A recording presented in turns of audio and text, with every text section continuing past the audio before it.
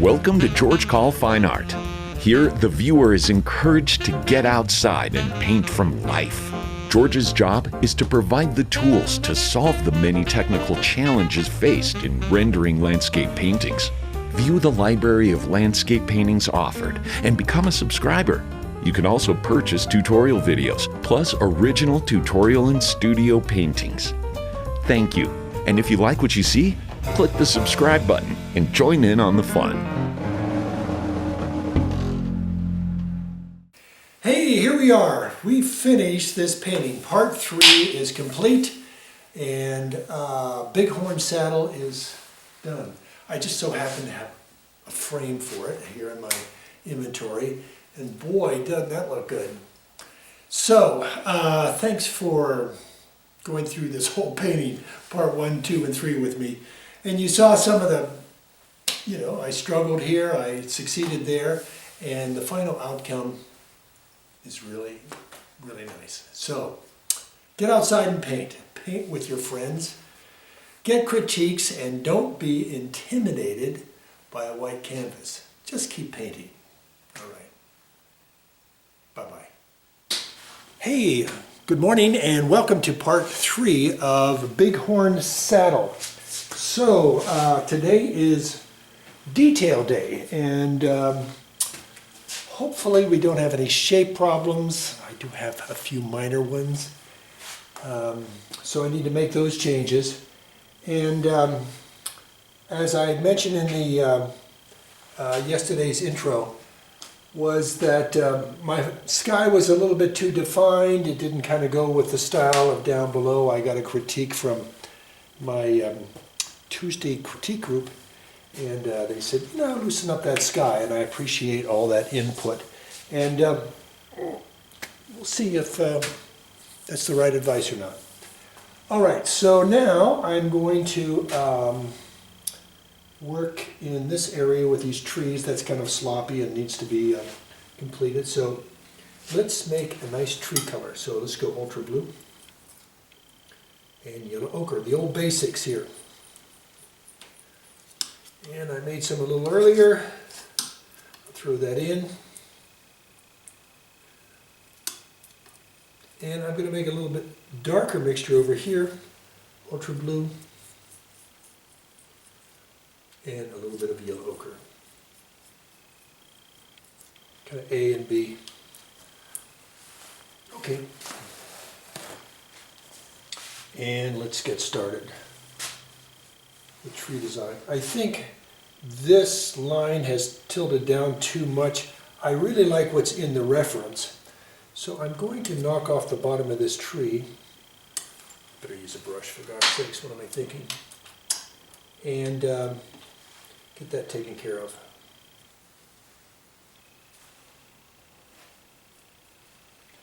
I think this is going to work because we mixed it up yesterday.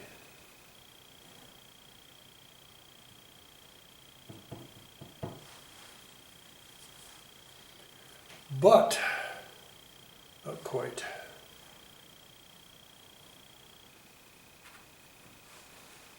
Let me see if I can lighten that up to get the right value color. Right in here, a bit more yellow. I'm going to get some lighter yellow here. Lighter yellow. There we go. Added some white to it.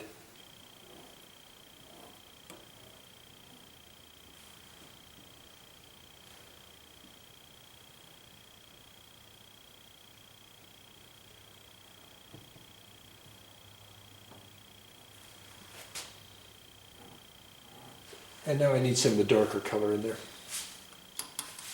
that I just put on, and we'll knock some of that down.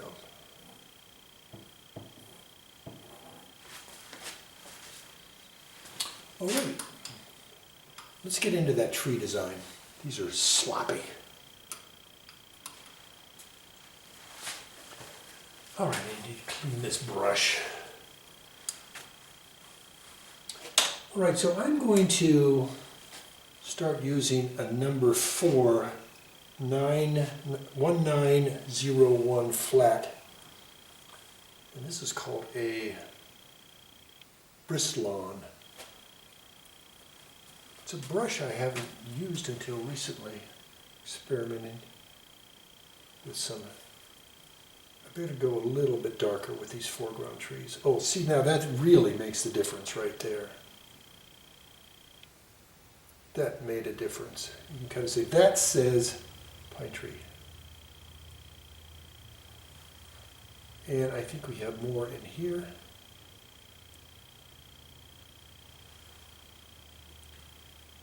And got a bunch of them in here. And then we have little guys back behind here. I better make those a little lighter. Let me stick with the foreground trees first.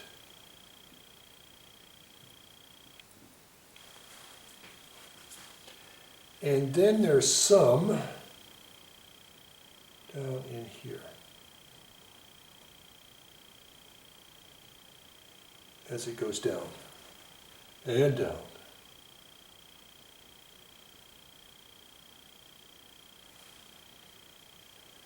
And we have various trees in places.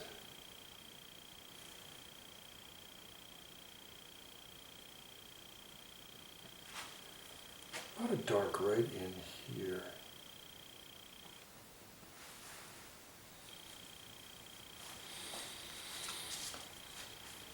And let's get up with a little bit lighter color right up in here with trees.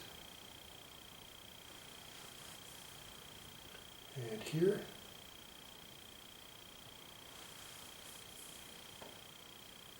And we need some darks back in here.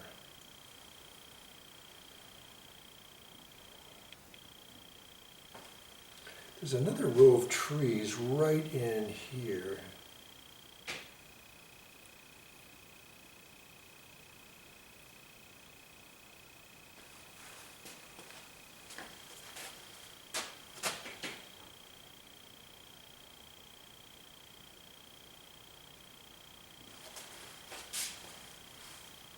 And I think we have some of the lighter color of yellow, of the warm coming in here.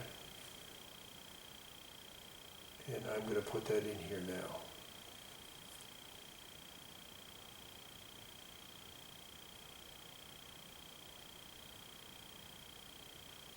And a little less gray.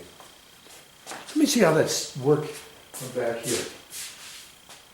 That's working. All right. I'm going to add some more yellow ochre to this mixture.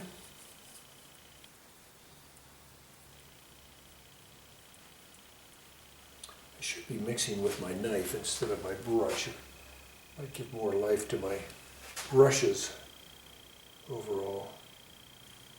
And I see a little bit more of this warmer green in here in a few places.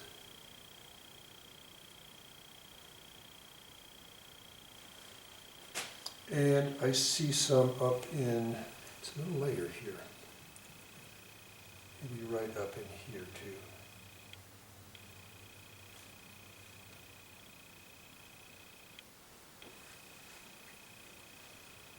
Let me get some of these warms in these trees here. I think I need some bigger trees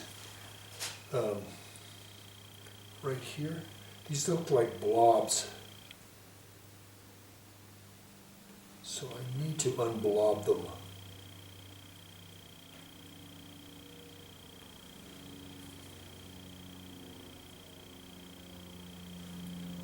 And maybe a few little guys here.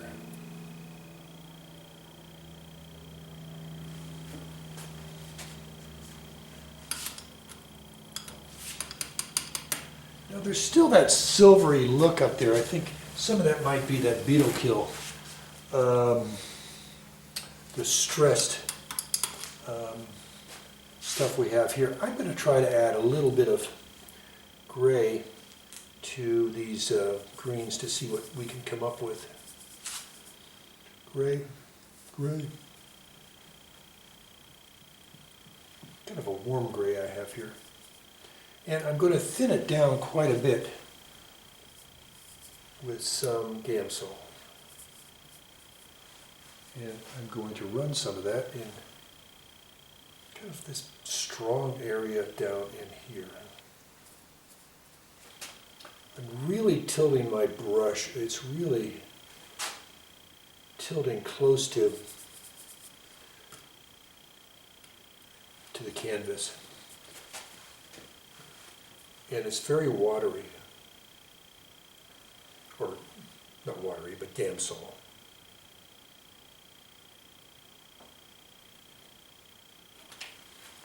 Let me see how that works from back here. Oh, I love it. Looking good.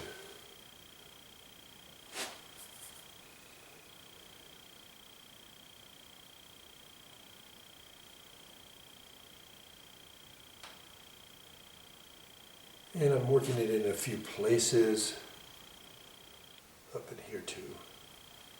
So I'm kind of combining the two.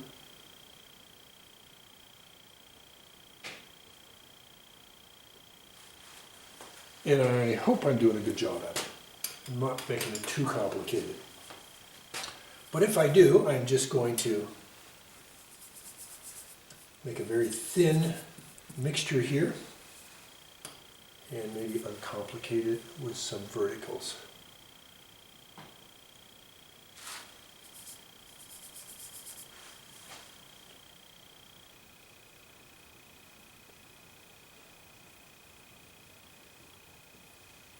And I'm going to continue doing that in a few other places.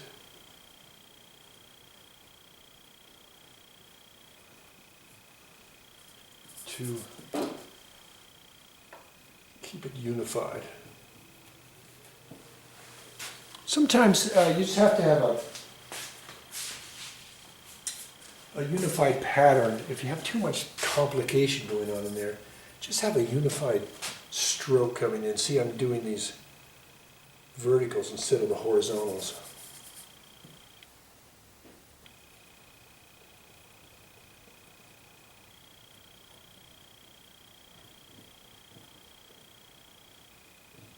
Well, that has a nice effect.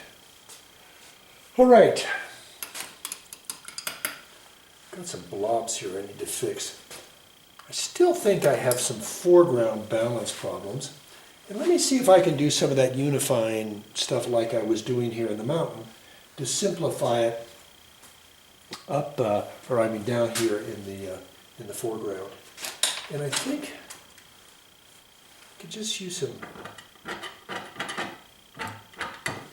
verticals too. Here. Let's see if anything can work back in here. I don't think so. But in here, I think I can get some working. All right, let's think about this foreground in here and try to unify it here a little bit. We had some of this gray color in here, and I'm going to use some of it in the foreground in here. It's nice to kind of unify things. If you've got something here, you can use it in the foreground.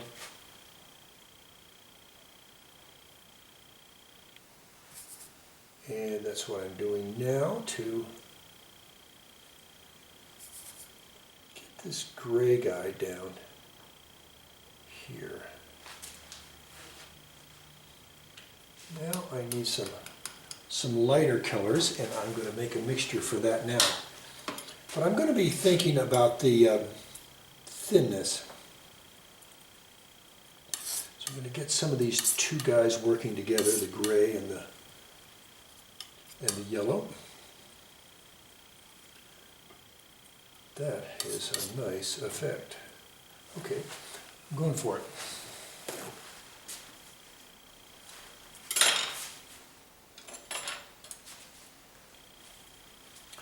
A little bit of Gamsol to thin out this mixture, and it's a nice neutral tone that I think is going to benefit the foreground.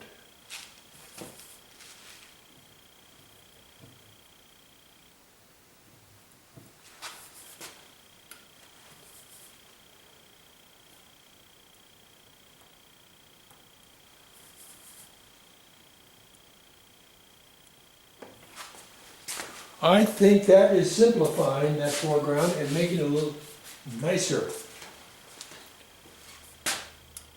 Thinning it with some more Gamsol. Thinning.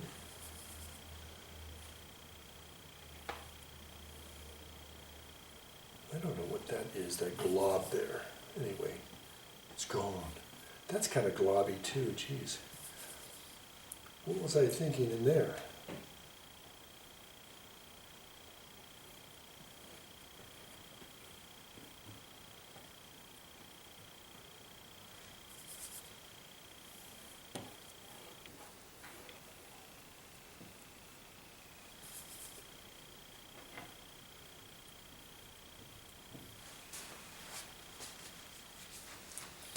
And let me get some more right in here.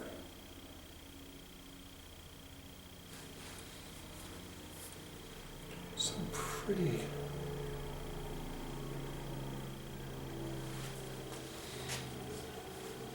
dark stuff in here. And I think that improved it. Now, I want to get some lighter stuff. So I'm going to add some more yellow. And some white. And some Gamsol to keep it thin. I want to get some of that lighter light in a few places that I see here in the reference.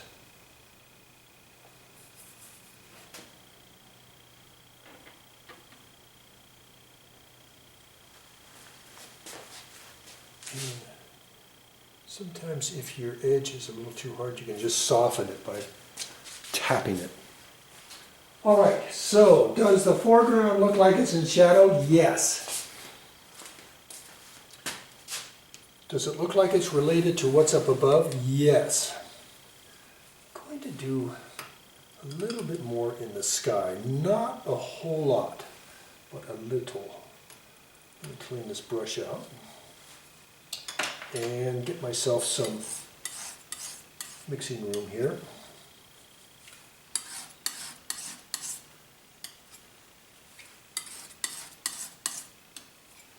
You never know, I might need those guys that I just put up there, so I'm going to make a nice clean mixing area with my razor blade knife.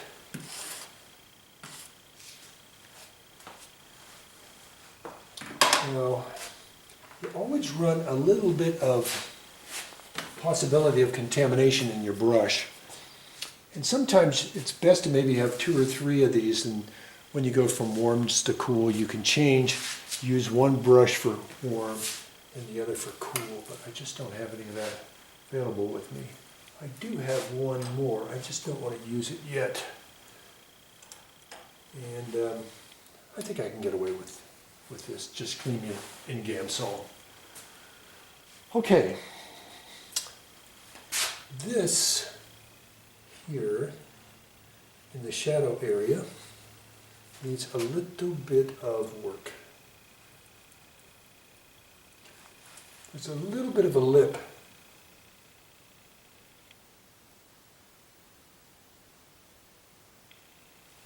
Right there, it just slightly darkened it by a little bit. And it just helps to define what's going on up there. Just a little bit. A little bit will do you. Okay. Now I'm going to clean again, and I'm going to get some white. I'm going to add a little bit of, gray color, maybe a little bit of green. And you can hardly tell I've done anything in there. And I want to try to get up here and do it just a little bit more to bring back my sky, just a little bit.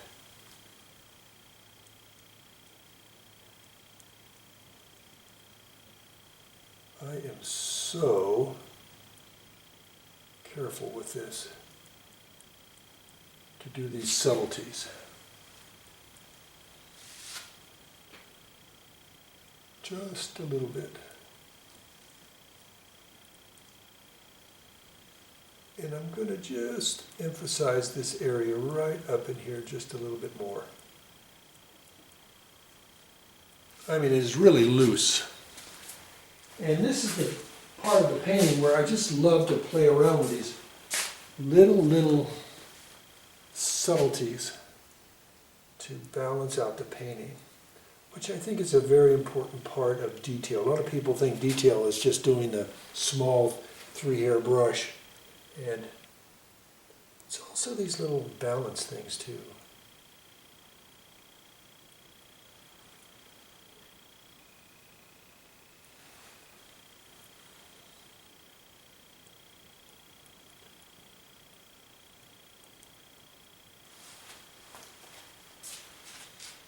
And now I'm going to go back with a little bit of blue Sevres to accent the peak. Now this is going to screw up the painting royally if I don't pull it off. And if I pull it off, it's going to, I think, have a good effect.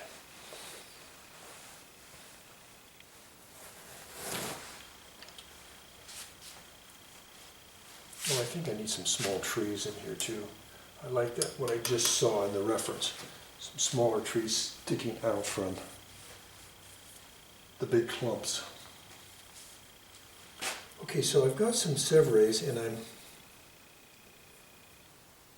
mixing some white in it and some of that gray mixture we had up in the clouds. You see how from the overhead camera on my palette, this is pretty soft color. But what I'm trying to do, and I think it's working, is putting a few splotches of that around the peak of the mountain to accent it just a little. And a little more.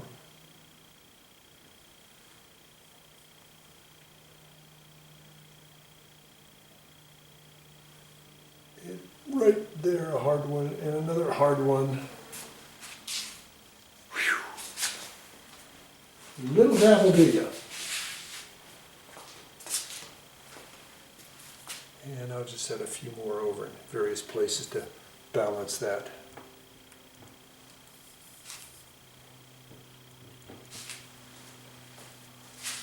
All right, I've got some small trees I need to put in here.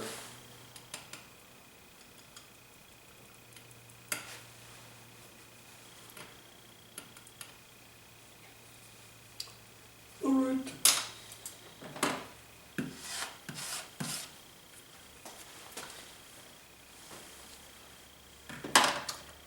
I'm going to go to the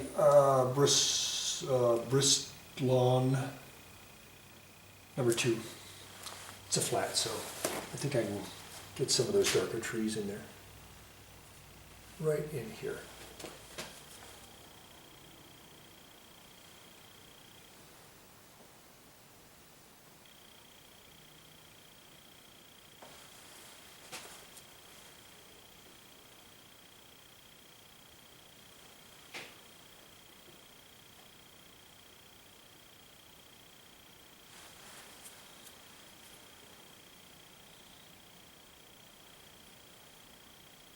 Yeah, this is definitely working with detail right now, aren't we? And I need some darks in here.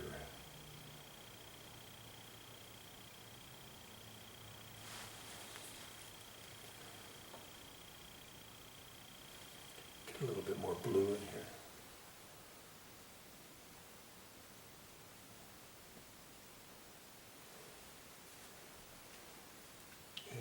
A little bit more blue in here. Kind of going around this darker area here or this light area to accent it with the darks.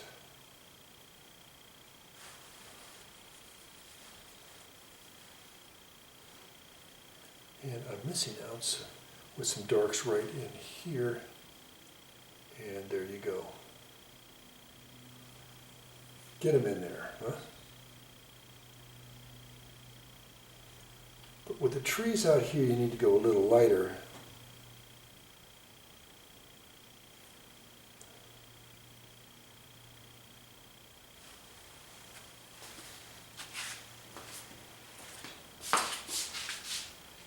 And when you do that, you say, hey, it looks like you've got some detail in this painting. Okay, this is the blob thing I have to take care of. Make it look like something. So let's get that done.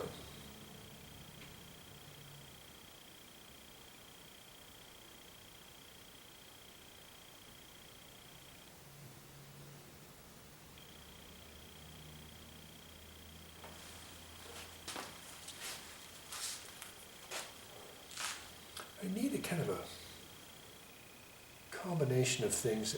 There's a bit of a line coming out from here. It's like a split in here, and I need to get maybe a light in here, like that, and like that again, and here again, maybe even lighter, too light, and right there, and there, and there, to try to show the viewer that these are pine trees. And there's two lines converging right here, which I think just helps the composition.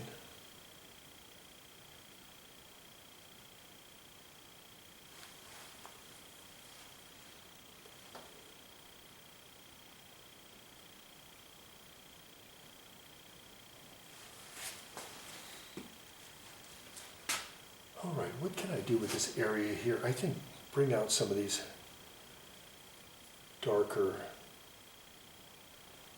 areas. I'm being inspired to put those in there because I see it in the reference.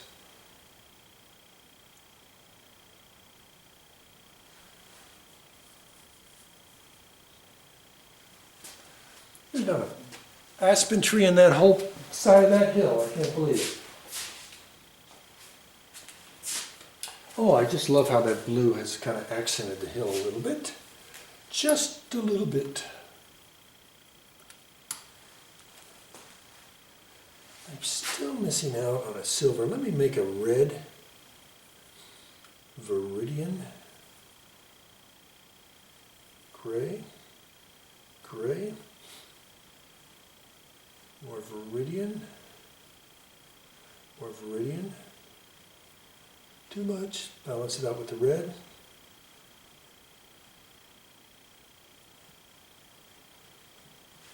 I think we're coming into a gray there.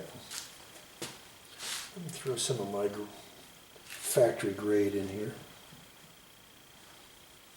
And for gosh sakes, mix it up with a knife. And there's a nice gray. Grays are a big deal in landscape painting. There's all kinds of ways to make gray. And the red-green with a lot of white is one way to do it. So I'm going to put some interest over here with those grays, but oh man, I'm down to 2 minutes. I am so sorry. So I'm going to give you my idea here, like this, and put some of that lighter stuff back in here, and up in here. All right, that's all the time I have for, and I'm going to turn that dinger off before it dings me. Come on. All right, thank you so much for coming by and painting with me on the Bighorn Saddle painting. Wow, what a neat reference and a neat part of the country. I was just there a week or so ago, and oh, I'm so glad I have this painting to remember it by. All right, so thanks for going through with me with all the ups and downs and struggles of this painting. So you see, I struggle too, and I love to get critiques, and I think I got some useful stuff yesterday, and now we have a great painting. All I need to do is sign that thing. All right, bye-bye.